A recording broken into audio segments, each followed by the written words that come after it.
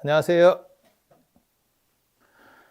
자, 오늘은 지난 시간에 이어서 지신규명 영산 당시 수불부촉 10대 제자 16성 500성 독수성 내지 1200 제대하란 무량 자비성중 부분 이렇게 예불문 중에서 앞에 대승불교의 보살들 4대 보살을 얘기를 했었고, 그 전에 보면 4대 보살, 관세음보살, 문수보살, 보현보살, 관세음보살, 그 다음에 지장보살, 이렇게 4대 보살을 얘기했고, 그 다음에 이제 부처님 제자들 얘기하는 거고, 영산은 지난 시간에 영축산, 이고, 그 다음에 수불부촉, 거기서 부처님께서 영축산에서 이제 법화경을 상징하는 거다라고 하는 거는, 이 영산이 법화경을 상징하는 거다라는 거는 지난 시간에 말씀을 드렸고, 그때 부촉이라는 게 유촉, 부촉, 뭐 지금도 쓰는 말이죠.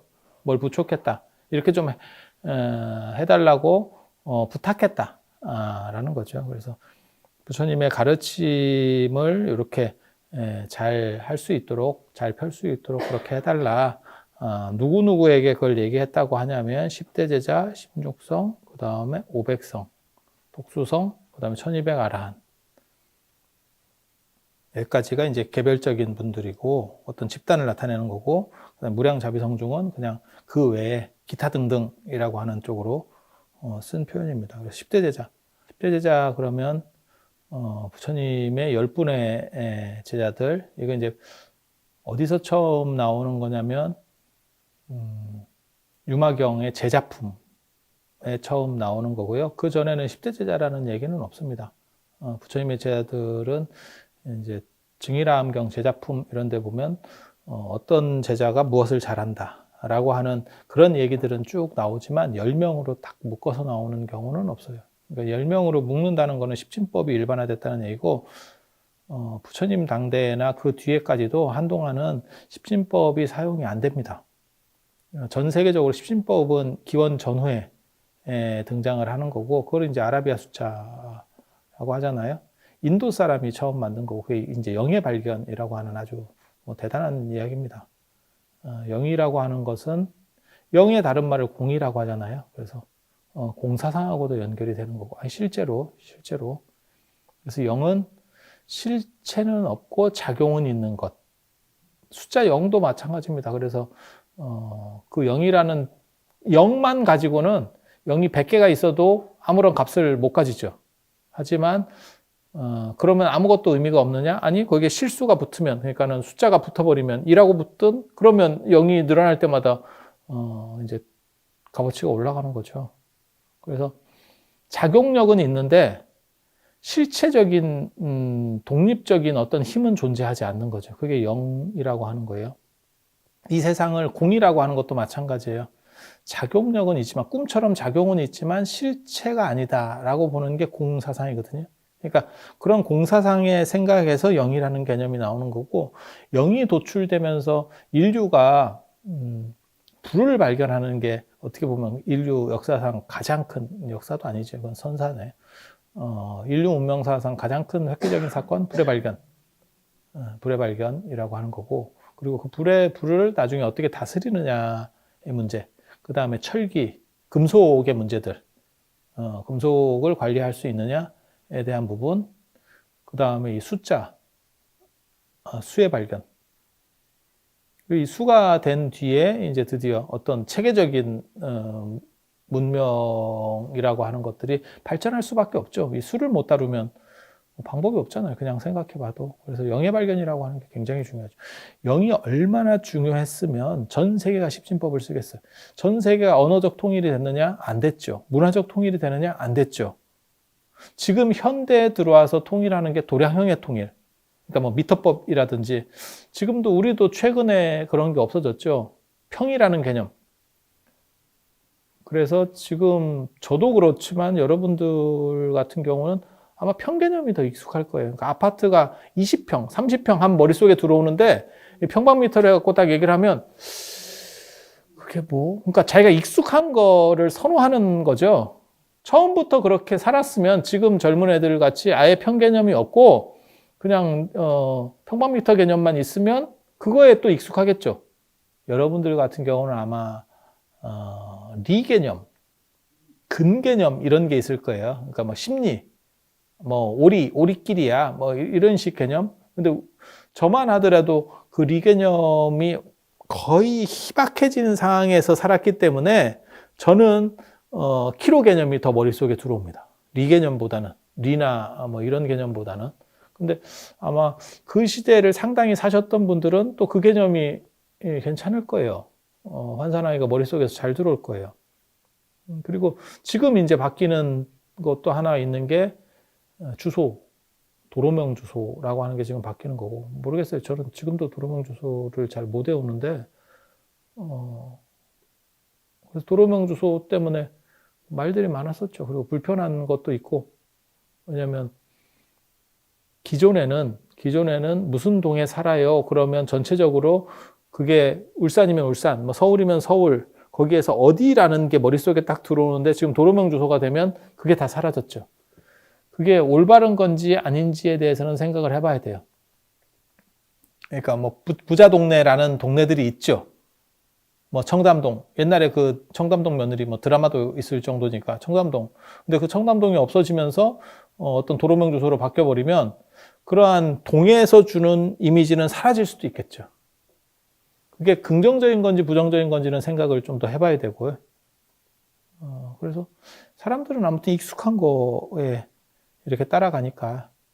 그리고 그게 바뀌는데 상당한 시간이 걸려요. 현대에도 도량형을 바꾸는 데 있어서 엄청난 시간이 걸리는데 예전에 얼마나 많이 걸렸겠어요.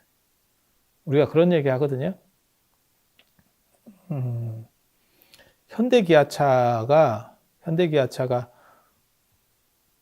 별 볼 일이 없는 것 같아도 실제로는 전 세계 5위 생산력을 가지는 자동차 메이커예요. 그런데 무슨 얘기들을 하냐면 마크, 엠블렘이라고 하는 이 마크가 너무 좀 떨어진다는 거예요. 안 이쁘다는 거예요. 현대는 뭐 서로 손잡고 있는 거라잖아요. 그 H자가 서로 이렇게 손잡고 끌어당기는 뭐 이런 거라는 얘기가 있고, 뭐 기아는 그냥 기아지. 너무 단순하게 그냥 이렇게 쓴 거죠. 근데 그게 세련도 안 되고, 요즘 애들로 말하면 간지가 안 난대. 뽀대가 안 나는 거예요.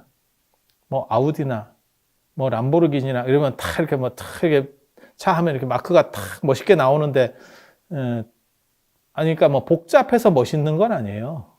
아우디 하면 동그라미 4개, 올림픽 이거 같은 거, 이런 오륜기 비슷한 이런 동그라미 4개잖아요. 벤츠도 그냥 삼각형이잖아요. 이거, 아니, 너무 단순한 디자인이에요. 하지만 그런 거를 딱 보면서 사람들이 생각하는 게 남다르죠. 그래서 현대나 이런 것도 좀 좋은 디자인으로 한번 하면 어떠냐 이런 얘기들이 나오는데 그런 걸 하나를 새로 디자인을 해서 바꾸는데 돈이 엄청나게 든다는 거죠. 예전에 삼성이 로고 바꿨을 때 수천억 들었다는 얘기가 있거든요. 현대 같은 데도 그 간판 다 바꿔야 되고 그 다음에 지금까지 쌓아놨던 이미지도 어느 정도 개선될 때까지 몇 년을 끌고 가야 되고 우리가 그런 식으로 바꿨던 기업들이 있죠. 삼성도 그 로고를 바꾼 거고 가장 대표적으로 바꾼 건 LG예요. 네. LG 같은 경우는 완전히 달라졌죠.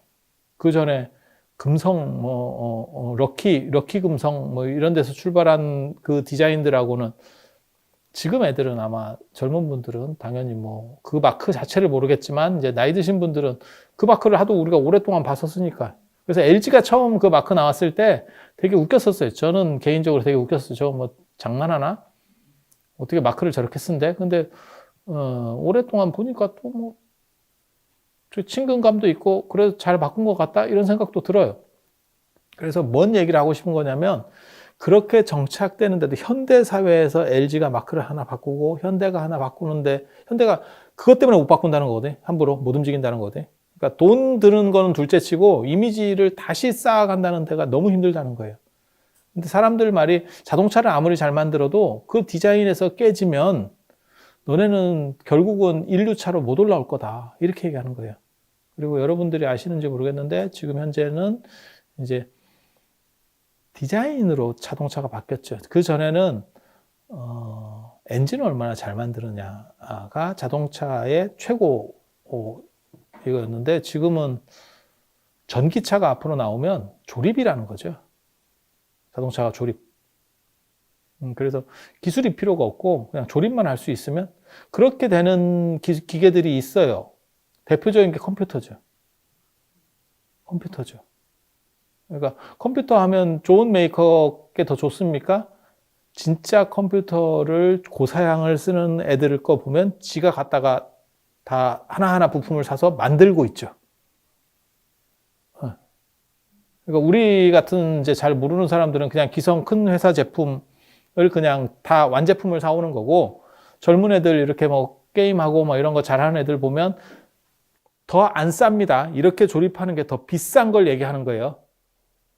1억까지도 들어요. 그 세트를 잘 맞추면 몇 천만 원, 막 1억 이렇게 갖다 박아가지고 그런 컴퓨터를 만들어요. 컴퓨터를 만들어내. 그러니까 그게 전문 기술이 필요하냐? 전문 기술이 없어도 됩니다. 왜냐하면 부품들을 다 완제품들을 팔고 있거든요. 그 부품들을 연결만 시키면 되는 거예요. 그러니까 컴퓨터는 누가 만드느냐라는 게 거의 의미가 사라졌죠. 그리고 그런 식으로 가는 게 또 뭐가 있냐면 핸드폰도 내나 지금 그런 상황인 거예요. 거의 모든 부품이 다 공개가 돼 있죠. 그럼 그 부분만 연결시키면 그래서 중국 핸드폰 업체들이 저렇게 빨리 성장을 하면서 따라올 수 있었던 게 이미 부품들이 다 있으니까 그거 갖다가 디자인만 깔끔하게 하면 되는 거예요. 그래서 삼성이 기술이 좋아도 그게 곧 평준화되는 거고 단 그렇게 해도 안 되는 게 뭐냐면 디자인이라는 거죠. 그게 애플이 가지고 있는 힘이죠. 디자인을 가지고 있다 라는 거죠. 그래서 지금 시대가 그렇게 바뀌어가고 있는 거예요. 그래서 전기 자동차 시대가 되면 모든 게 또 그냥 그렇게 컴퓨터 조립하듯이 조립할 수 있게 된다는 거거든요. 그러면 결국 디자인으로 승부가 난다 라고 사람들이 얘기를 하고 있어요. 사람들이 얘기를 하고 있어요. 그래서 그런 데서 저 엠블렘의 문제가 이제 만들어지는 거고, 그래서 하나가 바뀌는 것도 이렇게 지금 기존에 인식됐었던 것 어떤 하나를 이미지를 바꾸는 것도 돈도 많이 들고 지금 현대에도 그렇게 힘든 노력이 드는데, 생각을 해보면 십진법은 고대에 움직여서 전 세계를 통일시켰어요. 이게 얼마나 합리적이고 타당한지에 대해서 생각을 해볼 수 있는 거지. 그 당시 어떤 제국이나 문화나, 제가 늘상 하는 얘기거든요. 이 세상에 어떤 종교가 맞는 종교가 있다면, 100% 옳은 종교가 있다면 그 종교가 전 세계를 통일했을 거다. 그런데 그렇게 안 하고 다종교가 존재하고 있다는 얘기는 뭐냐? 그거는 하나의 절대성을 가지는 게 존재하지 않는다는 의미다.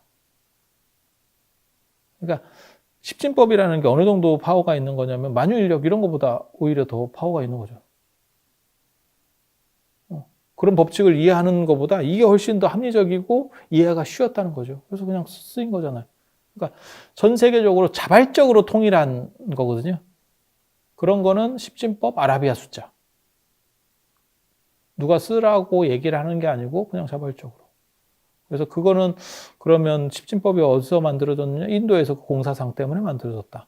그리고 그게 언제부터 일반화되냐면 기원 전후에 아라비아 숫자로 통일되면서, 아라비아 숫자는 이제 아라비카 뭐 이런 거, 커피도 마찬가지고 아라비아 상인들이 주로 사용했기 때문에 그래서 아라비아 숫자라고 하는 거고, 커피도 원래 뭐 원산지는 아프리카잖아요. 아프리카에서 했어도 아라비아 사람들이 많이 썼죠. 그걸 처음에 쓸 때는 그게 이제 기도용 음식이었잖아요. 기도용 음식. 날 새고 철야기도 할 때 커피를 먹고, 커피하고 초콜릿은 전혀 이상하게 발전하는 거예요. 초콜릿은 힘다는 약으로 먹었던 거고, 뭐 맛있다 이런 거는 요즘 가미된 거고, 그리고 카카오 뭐 99% 카카오, 뭐 90% 카카오 이런 거 먹어보면 별로 맛이 없죠. 별로 맛이 없죠. 그냥 좀 씁쓸름하죠. 그래서 걔네는 그걸 힘나는 약으로 처음에 먹었다는 거고, 남미에서는. 그럴 것 같아요. 우리도 뭐 산에 간다거나 이렇게 해서 당 떨어지고 뭐 힘들면 초콜릿 이렇게 먹으면 바로 이렇게 돌아오는 게 있잖아요. 그런 거였었고, 그 다음에 커피 같은 경우는 종교 음식, 그래서 이슬람에서 이제 철야기도 같은 거 할 때 계속 주면서 그러고 보면 절에서도 비슷한 거고, 카페인 음식들이 대부분 그러네. 절에서 차를 마시는 것도 뭐 참선 같은 거 할 때 졸리니까 차를 계속 마셨다라는 얘기들도 있거든요. 그건 생차. 그래서 녹차 계열 같은 걸 이렇게 먹으면서 했었다라고 하는 이야기도 있고, 그런 이제 종교 음식으로 갔다가 이제 지금은 이슬람이 저렇게 있지만 예전에는 이슬람이 유럽까지도 상당 부분을 잠식하고 있었으니까. 오스만 투르크 터키잖아요. 뭐 이슬람 유럽 가보시면 아시겠지만 뭐 아람브라 궁전 이런 게 다 이슬람 거니까. 그래서 그런 것들을 다 뭐 한동안 먹었으니까 대항해 시대가 본격화되기 전까지는 이슬람을 못 이기죠. 이슬람을 못 이기죠. 그리고 이슬람이 강력한 거는 인도에서부터 유럽으로 연결되는, 쉽게 말해서 중개무역이죠. 딱 계산을 해도 육로로 가면 이슬람밖에 없죠. 그럼 걔네들이 돈 붙여먹기에 따라서 뭐 돈을 계속 유럽은 띠낄 수밖에 없는 거고, 그러니까 도저히 띠낄 수가 없다. 저거를 직거래를 해야겠다. 직구를 해야겠다. 라고 하는 게 포르투갈하고 스페인에서 사람 파견하는 거잖아요. 그래서 희망복 발견하고 인도까지 가는 게 뭐 콜럼버스도 마찬가지고 다 마찬가지잖아요. 인도까지 가는 게 목적이었고, 그래서 아메리카도 인디안이 되는 거고, 자기는 인도인 줄 알았다잖아요. 그래서 인도를 발견해서 동남아나 인도나 이런 쪽이 그렇게 약간 더운 쪽이 향신료가 좋죠. 향이 진하죠. 우리도 보면 그쪽 가는 거고, 인도도 마찬가지예요. 인도도 나중에 이슬람이죠. 그냥 재밌는 얘기 해드리면 왜 저 말레이시아나 이런 데까지 이슬람이냐면, 동쪽으로 무역하려면, 인도에서 동쪽으로 무역하려면 그 동네가 또 바다에 그거예요. 중개무역하는 핵심 포인트입니다. 그래서 그 동네를 무슨 돈 되는 데는 옛날이나 지금이나 똑같아. 절대 안 놓습니다. 제국들이 절대 안 놓습니다. 그래서 거기에 이슬람이 강력하니까, 인도 쪽 이슬람이 강력하니까 거기까지 지배력을 떨치고 있었다는 거거든요. 그래서 이슬람이 거기까지 가는 거고. 중국도 마찬가지예요. 실크로드가 육로가 번성했을 때는 돈이 얼마가 들어서도 서북 쪽을 경영하려고 했었죠. 왜냐하면 거기서 발생되는 수익이 크니까. 그래서 그런 문제들이 존재하는 거고, 그래서 이슬람이 무역을 하면서 이걸 퍼뜨리게 되는 거죠. 십진법을 무역하는 데 있어서 계산이 편리한 게 당연히 좋고, 그 다음에 그것이 도량형이라기보다도 이러한 숫자의 통일이 되는 게 당신들은 여기저기 가서 무역하기가 좋고, 그래서 이 사람들이 퍼뜨리는 게 아라비아 숫자. 그리고 이슬람 문화가 유럽으로 들어가면서 만들어지는 게 카페, 커피. 예. 그건 이제 그 당시에는 선진 문화죠. 우리도 그런 비슷한 게 있죠. 신라 시대 때나 통일 신라 시대 때나 뭐 고려 때나 중국 당나라나 송나라 유학 갔다 온 사람들에 의해서 차 문화가 들어오는 거거든요. 왜냐면 그건 선진적인 거니까. 우리 이런 거 있어. 이제 이렇게 70년대 말 80년대 초로 얘기하면 코끼리 밥솥이죠. 코끼리 밥솥. 안 그러면 그 미지의 노란 꼭지에 지우개 달린 연필이 있어요. 그럼 그 당시에 아주 엄청나게 좋았던 그런 거 하나 갖고 가면 막 애들이 이렇게 봐줬던 그런 선진 제품이죠. 선진 제품. 자, 그렇게 생각하면 참 아득해. 80년대에는 콜게이트 치약만 있어도 되게 좋은 건 줄 알았는데 80년대 초까지 콜게이트 치약 나 그게 그렇게 이빨을 잘 닦게 해주는 건지 나 그 당시에는 너무 감동했었는데, 왜 그 콜게이트 치약에 대해 생각을 달리 했냐면 중국에 가면 중국은 중국 이렇게 성지순례나 이런 거 가면 중국은 들어가면 치약 칫솔이 있잖아요. 선진국에는 이게 없는 데가 많이 있는데 중국이나 동남아에는 치약 칫솔 같은 게 잘 있는데 거기 보면 콜게이트 치약이 일회용 치약으로 돼 있죠. 그러니까 그게 별로 좋은 게 아니었던 거예요. 근데 우리는 럭키 치약만 있을 때 80년대 초반까지 럭키 치약만 있을 때 그거를 콜게이트 치약 같은 거 하나 보면 대단한 건 줄 알았지. 그리고 담배도 말보로 이런 거 저 어렸을 때 말보루를 펴요. 이러면 진짜 막 대단한 사람인 줄 알았거든. 그래서 그 양담배 잡으러 다니는 사람도 있어요. 연기만 보고도 정부 공무원으로 있었잖아요. 그죠? 양담배 피는 사람들 잡고. 불현듯 그런 생각이 떠오르는데, 아무튼, 이 무역하는 사람들 입장에서, 숫자를 퍼뜨리고, 그 다음에 문화적으로 그게 이제 선진 문화인 거예요. 그래서 유럽 사람들은 이제 그 당시만 해도 이슬람보다 떨어지기 때문에 이슬람의 문화를 받아들인 가장 대표적인 게 커피. 예, 커피죠. 그리고 얘네들이 주로 쓰니까 걔네들이 가장 중요한 병목 지역에서 무역의 십자로에 해당하는 데서 아라비아 숫자를 쓰니까 아라비아 숫자가 동서로 퍼지기가 쉬웠죠. 상대적으로. 그리고 굳이 우리 전통적인 숫자를 쓰고 아라비아 숫자는 안 쓰더라도 굳이 우리 전통적으로 숫자를 쓴다고 하더라도 십진법은 퍼졌죠. 그래서 우리도 당나라 때 다 십진법 썼었잖아요. 우리 전통 진법은 이진법, 오진법, 삼진법. 그래서 동아시아에서 우리나라는 전통적으로 쓰던 건 삼진법이었고, 그래서 우리가 삼세판이라고 하는 걸 제일 좋아하는 게 지금도 계속 나오는 게 3에 대한 거고, 그래서 10이라는 숫자가 안정된 거는 아무튼 기원전후. 그리고 그 기원전후에 이제 만들어지는 경전이 화엄경. 그래서 화엄경에는 10이라는 숫자가 도배되어 있죠. 그래서 십신, 십주, 십행, 십회양, 십지. 뭐 이렇게 해서 전부 10 개념으로 쭉 나가는 거고.